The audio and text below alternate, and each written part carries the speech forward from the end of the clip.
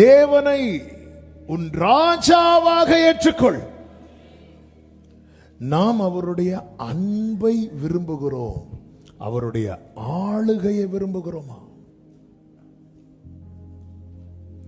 ஆண்டவர் ஜெபிக்க சொல்லிக் கொடுக்கும் போது சொல்லுகிறார், பரலோகத்தில் இருக்கிற எங்கள் பிதாவே, உம்முடைய நாமம் பரிசுத்தப்படுவதாக, உம்முடைய ராஜ்யம் வருவதாக.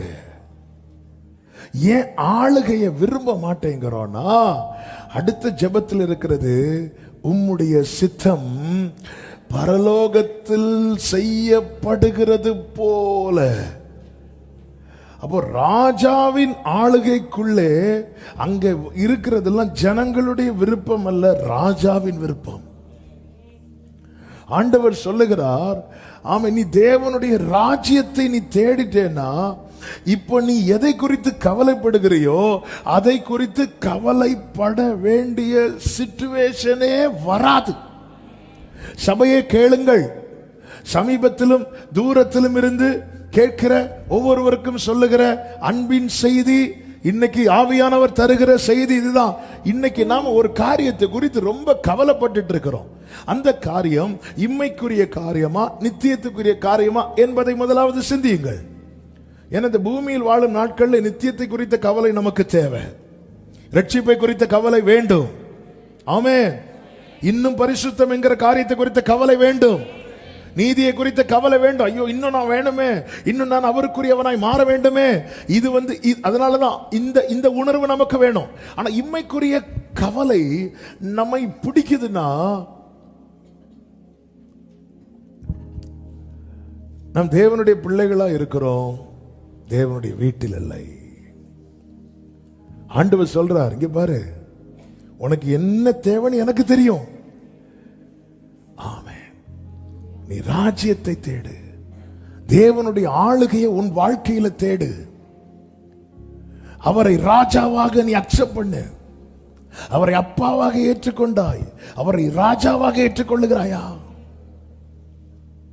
இளையகுமாரனுக்கு அப்பா அவனுடைய ராஜாவாவதை விரும்பல. அதனால என் சொத்தெல்லாம் எனக்கு கொடுங்க, எனக்கு வர வேண்டியதை கொடுங்க, நான் போகிறேன். மூத்த குமாரனுக்கு தகப்பன் சொத்தை கொடுக்கிறார், இளைய குமாரனுக்கு சொத்தை கொடுக்கிறார். மூத்த குமாரன் அப்பாவை அப்பாவா மட்டும் பார்க்காம ராஜாவா பார்க்கிறான். அதனாலதான் மூத்த குமாரன் ஃபீல் பண்ணுவார், அவனுக்கு நீங்க கண்டுக்குட்டியெல்லாம் அடிக்கிறீங்க, எனக்கு ஒரு ஆட்டுக்குட்டிய கூட கொடுக்கலன்னு ஃபீல் பண்ணுவார். அப்பொழுது தகப்பன் என்ன சொல்லுவார், என்னுடையதெல்லாம் உன்னுடையதா, என்னுடையதெல்லாம் உன்னுடையதா இருக்கிறது, இதுதான் உண்மை. அப்படி இருந்தாலும் மூத்தவனுக்கு தகப்பன் தான் எடுத்து கொடுக்கிறார். இதுதான் ராஜா, இதுதான் ராஜா. அந்த சாப்டர் நான் எல்லா இடத்து வாசிக்க நமக்கு டைம் இல்லை, வேகமா போகிறதுனால நான் டச் பண்ணிட்டு போயிட்டே இருக்கிறேன். சொல்ல வேண்டிய பகுதியை அழுத்துறேன். இளைய குமாரனுக்கும் மூத்த குமாரனுக்கும் சொத்து பிரிச்சாச்சு. தகப்பனுக்குள்ள இருந்தா அவர் இன்வால்வ் ஆவார், இதுல வேண்டாம். அப்ப ஏன் இஷ்டம், ஏன் விருப்பம், என்னுடையது என்று இருக்க முடியாது. அதனால அந்த தகப்பன் ஆளுகிற அவருடைய எல்லையை விட்டு இந்த இளைய குமாரன் தூரம் போகிறான், தூரம் போகிறான். தகப்பன் இப்ப கேட்கல, ஒண்ணும் இல்லை. ஆனா மூத்த குமாரனுக்கு எல்லாமே இருக்கு. ஆனா எதை எப்போ எடுக்கணும், எதை எப்போ சொந்தமாக்கணும், அல்லது எதை எந்த டைம் கொடுக்கணும் என்பதை தீர்மானிக்கிறவர் தகப்பன். ஏன் என்னுடையதெல்லாம் உன்னுடையதானே, எடுத்துக்க வேண்டியதானே, அப்படி சொல்லல. தேவனுடைய அன்பை விரும்புகிறோம், தேவனுடைய ஆளுகையை விரும்புகிறோமா? ஏன் இந்த கவலை வந்துச்சு, ஏன் இந்த கஷ்டம் வந்துச்சு? கஷ்டங்கள் வருங்க. இந்த கவலை என்பது ஒரு தேவ பிள்ளைக்கு ஆட் ஆகிறதுக்கு காரணம் நம்ம தள்ளி நிற்கிறோம். ஏதேனின் அனுபவம் அதற்கு ஒரு சிறந்த உதாரணம் அல்லவா? கர்த்தர் என்ன செய்கிறார் என்றால், தமது சாயலால் மனிதனை கர்த்தர் உருவாக்குகிறார். உருவாக்கி விட்டு ஆதியாகமம் 2வது அதிகாரம் அதனுடைய 8வது வாசிக்க வேண்டாம், நான் சொல்லுகிறேன். ஏதேனும் தோட்டத்தை உண்டாக்கி தாம் உருவாக்கின மனுஷனை அதிலே வைத்தார். அப்போ எங்க தங்குவோங்கிற பிரச்சனை இருக்கா? இப்போ இருக்கா? இல்ல. அடுத்து என்ன செய்கிறார் தெரியுமா? நமக்கு தெரியும், ஆதியாகமம் 2:25 சொல்லப்பட்டிருக்கிறது. அந்த ஒரு வசனத்தை வாசியுங்கள். ஆதாமும் அவன் மனைவியுமாகிய இருவரும் நிர்வாணிகளாயிருந்தும் வெட்கப்படாதிருந்தார்கள். பொதுவாக ஆதியாகமம் 2வது அதிகாரம் 18 24 வரை எல்லா கல்யாண வீட்டிலையும் வாசிப்பாங்க. அதுவும் வாசிக்கும் போது திரும்ப திரும்ப அதை அந்த பகுதி வாசிக்கிறவங்களுக்கு சொல்லுவோம், 24ஓட ஆமீன் போட்டுருங்க. ஆனா இங்க சொல்லப்பட்டிருக்கிறது அவர்கள் நிர்வாணிகளா இருந்தும். அடுத்த அதிகாரத்தில் அவர்கள் நிர்வாணிகள் என்று கண்டு என்ன செய்தார்கள்? அத்தியிலே. அப்போ இங்க ஏன் வெட்கப்படாதிருந்தார்கள்?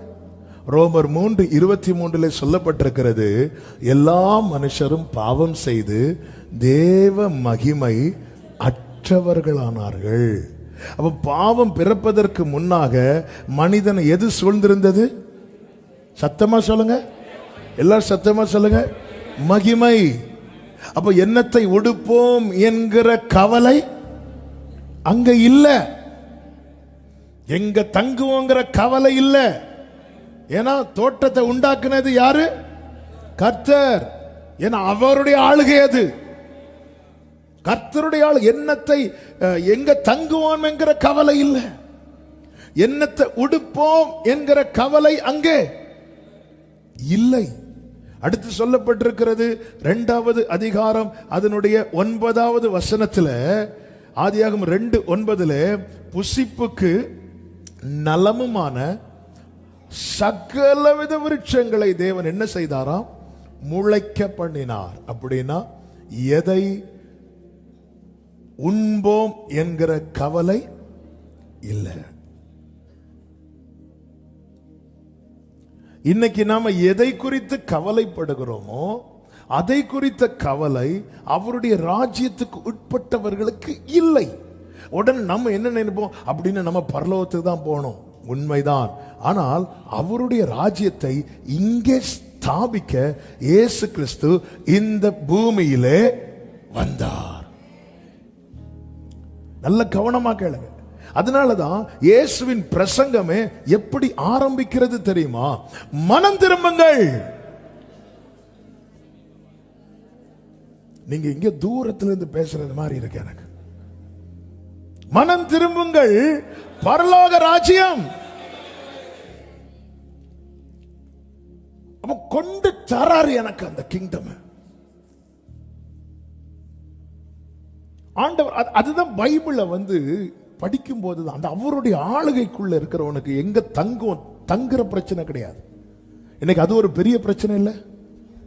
வாடகைக்கு இருக்கும்போது திடீர்னு ஓனர் சொல்றாங்க, அடுத்த மாசம் வீட காலி பண்ணிருங்க. அந்த செகண்ட் கவலை பிடிக்குமா பிடிக்காதா? பிடிக்கும். பிடிக்கும்.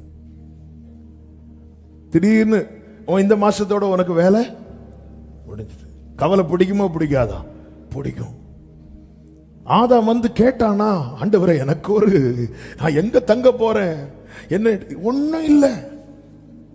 வேதம் சொல்லுகிறது, ஏதேனும் தோட்டத்தை உண்டாக்கி தாம் உருவாக்கின மனுஷனை அங்கே கொண்டு 2:8 கொண்டு வைத்தார்.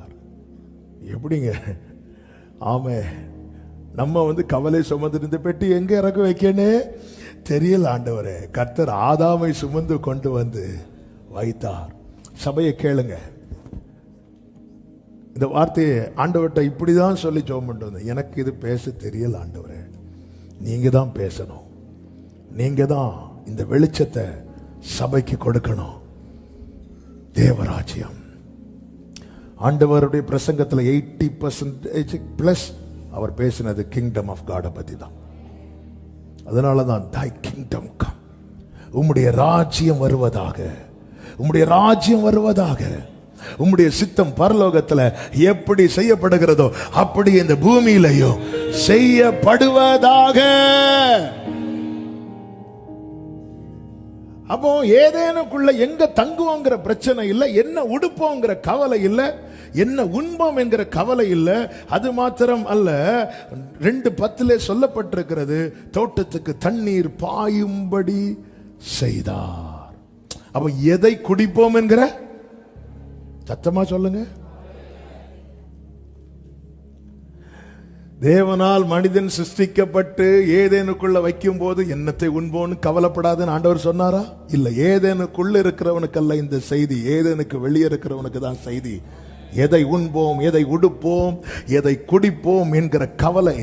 இன்னைக்கு இந்த கவலை எனக்கு ஒரு பாரமா இருக்குன்னா நான் தேட வேண்டியது என் ஆகாரத்தையோ என் வஸ்திரத்தையோ தங்குற இடத்தையோ அல்ல, இது எல்லாம் உடைய தேவனுடைய ராஜ்யத்தை.